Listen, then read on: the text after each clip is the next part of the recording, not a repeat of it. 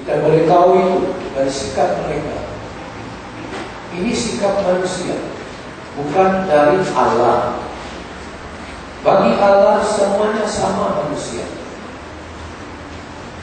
Orang-orang yang menganggap diri mereka itu suci, kalau kita lihat, dia juga punya telinga dua, mulut satu, kaki dua. Dia tidak lebih daripada kita yang dianggap najis. Maka itulah saudara-saudari, bagi kita umat Kristen, pengikut-pengikut Yesus, yang kita perlu hati-hati ialah supaya jangan sampai pemikiran-pemikiran sempit mempengaruhi kita, sehingga kita juga mempunyai pemikiran dan pemikiran sempit terhadap orang lain. Bagaimana kita memperlakukan orang lain?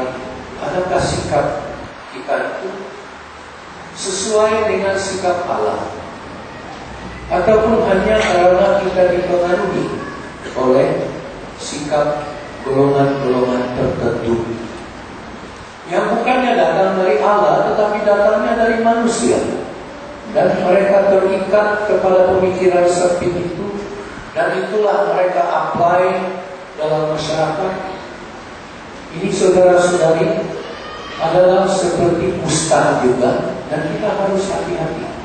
Bagi kita pemikiran yang harus ada dan sikap yang harus ada ialah seperti sikap Kristus Yesus sendiri.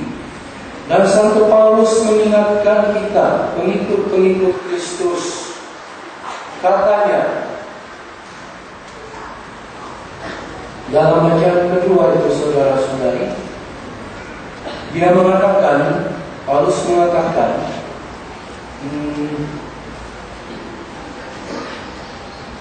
supaya jadilah pengikutku sebagaimana aku menjadi pengikut Kristus. Bagi kita pengikut-pengikut Kristus, apa yang perlu kita lihat, kita pelajari, dan yang harus mempengaruhi hidup kita, cara kita memperlakukan orang lain ialah seperti Yesus, yang senantiasa terbuka, tidak ada sikap kondem terhadap orang lain, tidak ada sikap sempit dan reject orang lain. Inilah sikap dan gaya hidup yang boleh membawa kita hidup dalam harmoni.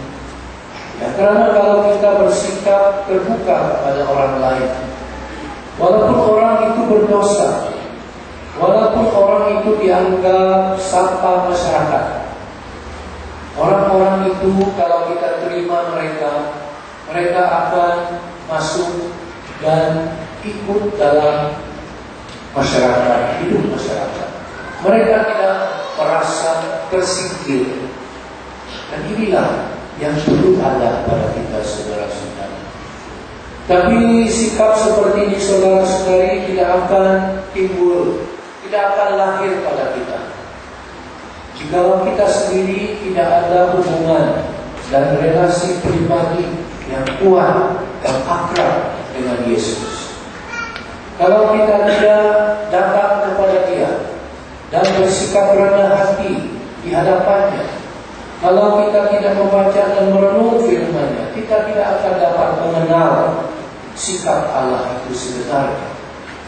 Kita hanya mungkin terikat dan dipengaruhi oleh pemikiran-pemikiran dari budaya kita sendiri, budaya-budaya negatif, dan pengaruh-pengaruh dari pemikiran orang lain. Tapi bagi kita pengikut-pengikut Kristus, sikap kita haruslah seperti Yesus. Ingatlah saudara-saudari, seperti mana pesan Yesus dalam Matius 25 ayat 40.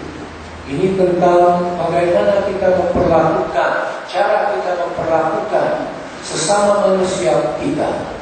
Jikalau kamu melakukan itu kepada orang, walaupun dia hina, kata Yesus, kamu juga melakukan itu terhadap saya. Apa yang kamu tidak lakukan kepada orang itu, walaupun dia hina, kamu tidak lakukan juga kepadaku, kata Yesus.